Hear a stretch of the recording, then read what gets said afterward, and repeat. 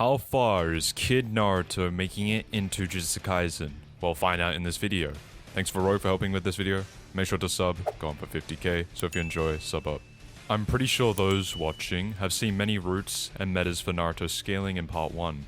I find the most efficient way to go about this is the forest section of the Chunin exams. Naruto, whilst drawing from the power of Kurama, is able to stop one of Orochimaru's sound summoning snakes charging at Sasuke at full might and speed. Said snake is capable of destroying Tanazaku Castle through fragmentation.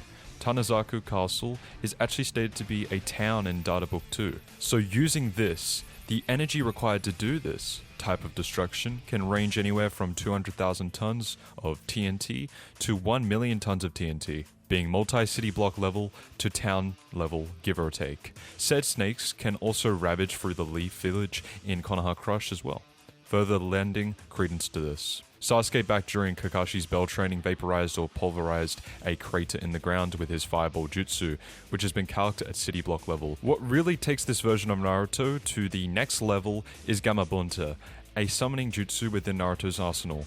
Gamabunta can trade blows with Shukaku, threatening to change the landscape and outright scales to Manda. Pretty much every Biju can generate Biju bombs that can vaporize entire mountains to even small islands depending on certain calcs. Jiraiya and Orochimaru, for the most part, are implied to be rivals in part 1, according to certain databook statements, and it's kind of the whole narrative behind the Sannin showdown. However, both are nerfed to a pretty glaring degree, to the point that Kabuto, a Jonin comparable to Kakashi at this point, is concerned about Orochimaru's life when summoning Manda. In the anime stage, Jiraiya is only at 30% of his normal ability with Tsunade's poison in his system, so they would be notably above these nerf Sannin, but not by a glaring gap. For a high end, there is the fact that Kurama is stated to be a force that can turn the world to ash and make the earth itself quiver in databooks, and is more than likely why Urashiki sort of flipped out when he felt its presence in the Boruto time travel arc. This meta just doesn't work for obvious reasons, and some people stretch it even further to Kid Naruto to 4D. But does Naruto need anyone's help? Maybe Goku's help? Or possibly Ichigo's? Oh wait, wrong topic. You may be wondering how I managed to contact the quote-unquote strongest. Well, using Polybuzz AI, this is possible. Polybuzz AI is free to download from the App Store. You can talk to anyone, I mean anyone, including that one Japanese word that means pervert. Hentai. Remember, this app is free and is linked in the description below. You can even make your own AI. Use the code Avent to unlock Poly AI Plus to try this out. This is how you do it. But let's get to the point of things. Let's ask Sasuke for help, since Goku is kind of overkill. Maybe Naruto can handle JJK himself then. Let me ask Naruto himself, how far would you make it in JJK, Naruto? See? AI Naruto gave a detailed response on how he would respond to JJK as a threat. In terms of speed, if we start in the Land of Waves arc, Naruto was shown to blitz random adult thugs, which, if we were to take these thugs as just regular young adults, should reach Mark 1 using what normal young adults in real life can respond to in terms of incoming visual stimuli. Rock Lee in the Chunin exams when facing Gaara as a preteen could sort of barely crack his armor after he removed his weights. Gaara's sand armor as a child could defend against explosives at point blank range. I've seen some debate on whether these are suffused with chakra or not, but if you think these are just regular TNT explosives, it would be calced at Mark 29, and for the latter it would be calced at Mark 33, scaling above Sasuke's fireball jutsu and Kakashi's bell training, since paper bombs are portrayed to be way more destructive at this point. Lee goes on to open the inner gates up to the 5th gate, with each gate increasing both speed and power by the dozens. So at the absolute lowest, 12, then Lee's speed would increase between Mark 348 and Mark 396. Zabuza states that back in the Land of Waves, when Naruto first manifested the Kyuubi's power against Haku, it was enough for Zabuza to gain the impression that it dwarfs even Kakashi's chakra, and Kakashi is a renowned Jonin in the shinobi world. And also the same guy who literally chopped a lightning bolt in half before it could even strike the ground, basically intercepting its return stroke. This can reach at the very least up to Mach 290 to Mach 300,000, depending on who you ask. For a higher end scale, in the Final Valley, which again is the version of Naruto I'm using, he taps into Kurama's power due to Sasuke stabbing him, and gets amped up to the point that he starts overwhelming him. Sasuke says himself that he's so fast, quote unquote, and struggles to actually track him. Remember, Sasuke has 2 Tomoes in his Sharingan at this point. And back in the Land of Waves, he had no problem perceiving Haku's reflections, which are said to be happening at light speed. So you can interpret this as light speed movements for Naruto here, and in the second data book they do reference this version of Naruto as unleashing his ultimate strength or power. Plus, this fight is also the very first time we see Naruto gain a tail due to tapping into Kurama's power. Sasuke then transforms using the curse mark, which gives him a slight boost in power and speed, but nothing substantial to address Naruto, so he goes into the second state of the curse mark, which is a 10 times increase in chakra. These forms of Naruto and Sasuke aren't infinitely stronger than the other, and for the most part are comparable or relative, so they should be 10 times faster or slightly above 10 times faster than the speed of light if you agree with this interpretation.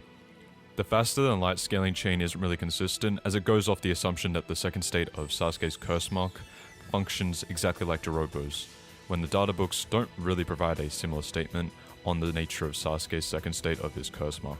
The feats we get in JJK are very similar to what we get in Naruto. The energy yield from Sukuna's furnace vaporizing a portion of Shibuya has been calced reaching anywhere between 1.1 to 29.7 kilotons of TNT, or small town level to town level. There's Dagon's domain that has an island within it, and we know domains and the landscapes within them are constructed from the user's curse energy, and this would also apply to Jogo's domain, creating a mountain. In the Shinjuku showdown, Gojo unleashed Holo Purple on Sukuna, and it ended up destroying a large portion of Shinjuku, and the amount of joules it would take to utterly destroy the buildings within the area reaches large town level. By now, I'm pretty sure you all know the wacky planetary arguments for the high tiers at this point, stemming from Yuki's black hole, sorcerers scaling higher than her, and volume blurb statements saying Sukuna can destroy the world. There are many issues with this meta, and you have to remember Gojo is the pinnacle of current sorcery, though not the undisputable strongest in terms of raw power. Just looking at Sukuna's furnace and Gojo's red and purple techniques, those are the strongest hitting area of effect abilities we've seen in the verse besides the black hole, and they don't come anywhere near what this black hole did. It's sort of a final gate might guy move that really only applies to Yuki. Plus, Tengen's barrier was only part of the reason it didn't consume the planet. Yuki's will to suppress it actually played an equal, if not a more major role in that situation. The meta just doesn't work for the most part. The speed scaling for Jujutsu Kaisen is unfortunately all over the place, and I've never really seen a series be so affected by such bad and inconsistent speed scaling. You'll usually see three metas people constantly argue for, and I'll go over all three of them for the sake of clarity. Most of what JJK has to offer, meaning a majority of the cast outside of like 6 other characters, treats Mark III as like the apex of speed in the verse, which would be a blitz tier above what Naruto did to some random thugs. The Mark III statement has been put into question numerous times, as it's reference to a pre-awakening Maki for the most part, and this version of Maki could literally catch a bullet enhanced by curse energy from what appears to be a Smith & Wesson with her bare hands in the Goodwill event, which has been calculated to reach anywhere between Mark IV and Mark XX, depending on the method you use to calculate her arm movement and the bullet's speed, or Supersonic Plus to Hypersonic Plus, and disaster curses like Jogo can blitz her with one attack in the Shibuya incident. The most popular meta you'll probably see on a consistent basis is the lightning timing meta, and it mainly stems from Kashimo's electricity-based attacks, as in his encounter with Hakari, we sort of see Hakari have some type of reaction relative to his electricity. For context, whenever Kashimo is fighting someone, he essentially ensures that when he strikes the opposition, a positive charge of his curse energy establishes a conductive path, which then allows the negative charge to discharge fully into the target, which to me at least resembles a controlled version of a return stroke of lightning, since the positive charge he generates makes a connection with his opponent. I've seen some debate that it resembles more of a downstroke, so at the least it would range anywhere between Mark 300 all the way up to Mark 290,000, give or take if you're charitable with it, actually reflecting the intent of a downstroke. And this would upscale characters like Gojo and later versions of Sukuna from there, who are just blatantly faster than this display of speed. This meta has its issues though, because we simply don't have any evidence on where the positive charge was planted, and the way Gege draws it leaves up to interpretation due to paneling limitations in manga, meaning we have no actual way to verify how Hakari scales to this feat. But in videos like this, I think it's fine to use at least the Mark 300 range, so you can have feats to compare the verse to. The light speed meta is something you'll also see just as much as the prior meta for mainly the high tiers of the verse, and it also happens to stem from Kashimo and his electromagnetic waves. When he activated his mythic beast Amber form, it stated to use electromagnetic waves for his attacks, and uses them against Sukuna, who's at this point fatigued and is still able to dodge them. Some people try to say the attacks are more than likely sound-based, which is fair. We do see that it is based on sound waves, but totally ignores the fact the sound waves are stated to adjust to the electromagnetic waves. Plus, it's been variably proven through observation in laboratories that sound waves can accelerate beyond the speed of light. I also feel like you have to lean on the unlikelier assumption that Sukuna just aim dodged this instead of assessing the feat for what it is. If we really want to wank the verse to its max, the main outliers are mainly Kenjaku being able to escape Yuki's black hole, which do have properties analogous to an actual black hole, and time not passing in the prison realm. You can either interpret time not passing in the prison realm as being timeless, as in no concept of time exists in that body of space, or that time does conceptually exist but its functionality is just frozen or stopped. For the most part, what JJK has to offer in terms of speed and Naruto's speed feats are pretty similar, outside of obvious outliers and inconsistencies. At least Naruto from part 1.